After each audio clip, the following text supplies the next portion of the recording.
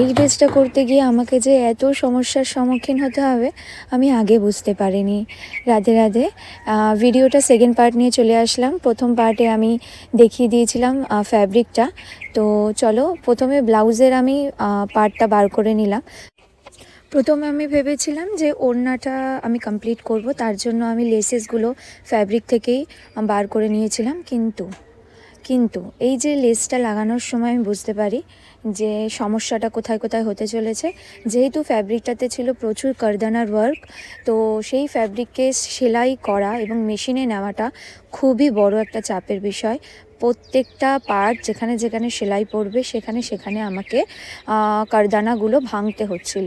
এটা প্রচুর বড় লং প্রসেস, কারণ হচ্ছে কারদানাগুলো কখনোই স্টিচ করা যায় না, আগে ভেঙে নিতে হয়। তো ডিজাইনার ফ্যাব্রিক যতটা সুন্দর দেখতে মনে হয়, কিন্তু সেটা নিয়ে কাজ করাটা ততটাই কষ্টকর। লেহেঙ্গার বটম পোর্শনটা ছিল বক্স প্লিটিং। তো প্রথমে আমি লেহেঙ্গার বটম পোর্শনটা রেডি করে নিলাম। জাস্ট ঘেরটা দেখো, মানে এতটা সুন্দর লাগছে, কমপ্লিট হওয়ার পর আরও সুন্দর লাগবে।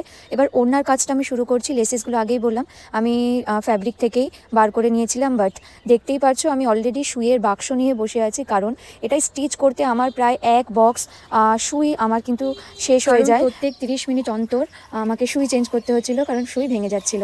আর নর্মাল লেহেঙ্গা বানাতে যতটা সময় না লেগে থাকে তার ডাবল সময় কিন্তু এই ডিজাইনার ফ্যাব্রিকগুলোতে লেগে থাকে এইগুলোর জন্য।